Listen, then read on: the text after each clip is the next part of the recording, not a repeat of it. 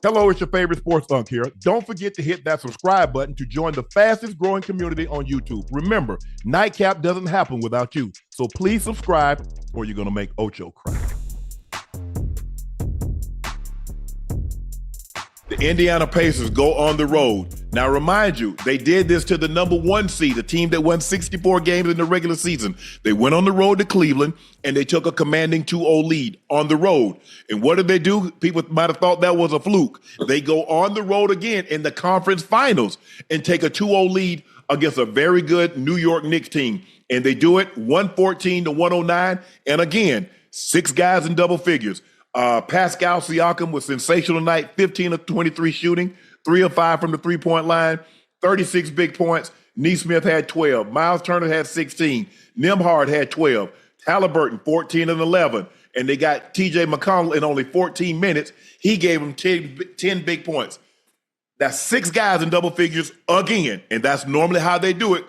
Cornbread, you've seen this team play against your Celtics over the years, and this is how they normally do it. They might have one guy, but normally it's a bunch of teams, 14, 13, 16, 19, and they did it again tonight. When you watch this game, Cornbread, what is it that the Pacers are doing, or is it something they're doing, or is it something the Knicks aren't doing?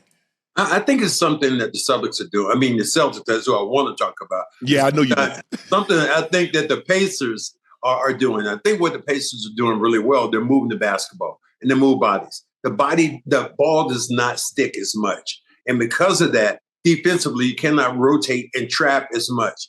That happens when the Knicks have played other teams. The ball sticks and their defense becomes that much more fluid and they can do damage that way. So when you move that basketball and you move bodies, the Knicks don't move as well defensively as other teams do. Watching this game, Ocho, I was looking at it early, and I saw like the Pacers got out to a good lead, and then the Knicks go on this run. And I'm looking at this game at the half. I'm like, Knicks, I think y'all in trouble. Mm-hmm.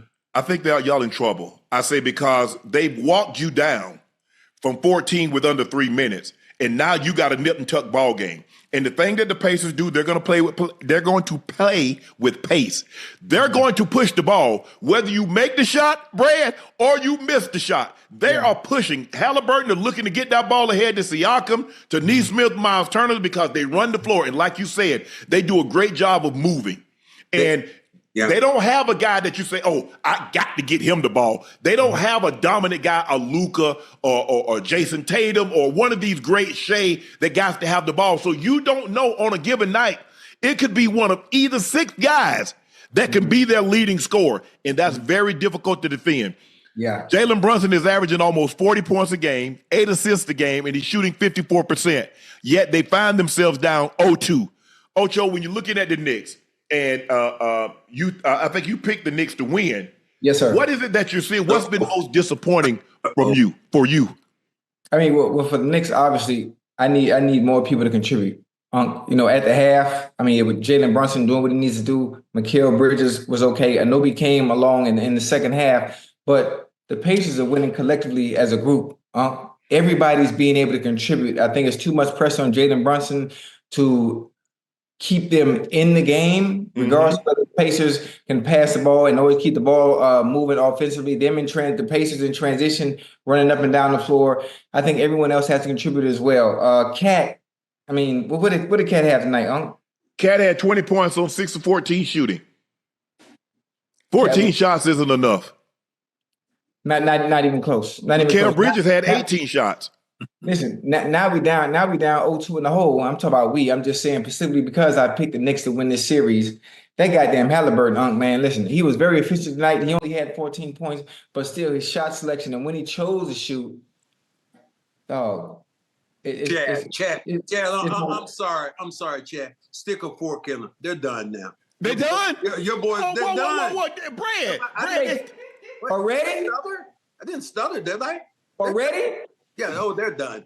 I mean, I don't think that you look at them, the first game they lost, that psychologically it does a lot of damage. But then you come back and you play, okay, and you lose the second game.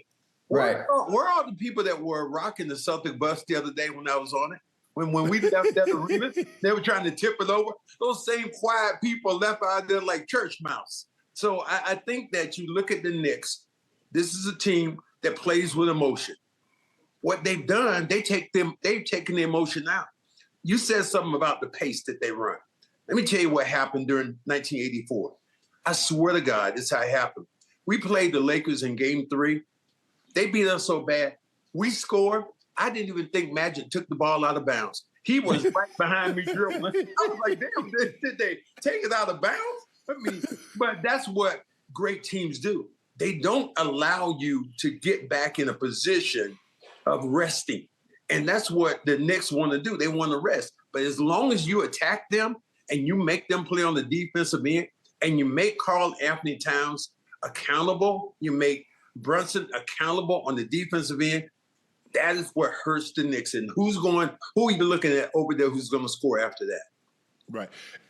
Cornbread, you said something very interesting. You said the team that plays on emotion and they lost that first game. I don't know if it was they lost the first game or how they lost the first game, because we hadn't seen a whole lot of teams lose games like that when they have such a lead with that amount of time on the clock. So it's like 1,447 when somebody has a 9-point lead with like 50-something seconds to go in the ball game. And they lost that ball game. And they come out and they really couldn't get any separation. They could never build up a 10-point lead or a 14-point lead like they did in game 1. So now everybody in that building, they're waiting to erupt. The loudest I saw them is when Brunson hit that 3 and they get within 3 points with like 30 seconds to go in the ball game. Prior to that, they were like just sitting like hoping something could go their way so they could get into the ball game.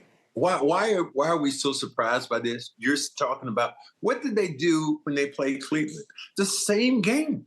They came back at the end of the game and they won.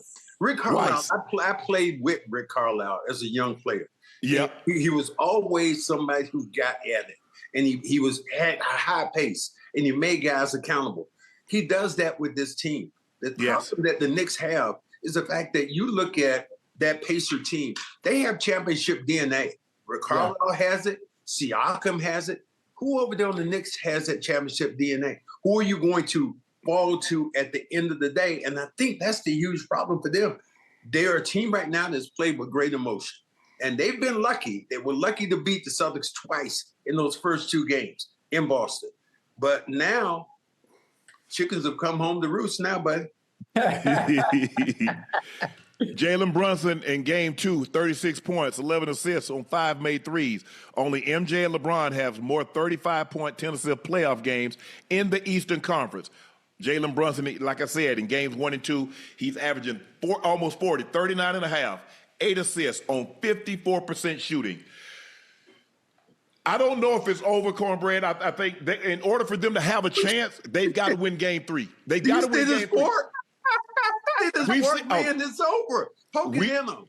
We've seen them go on the road. You've always talked about your granny. What she did. When she went to check meat, what did she do? She stuck a fork in it. Yeah, she stuck a fork in it. It's like, yeah, baby, it's done. If any blood came out, of it, it wasn't done. Right. That's what the Knicks are. I thought that I really hated the Laker fans and the Laker fan base. They have nothing on the arrogance of the Knicks when they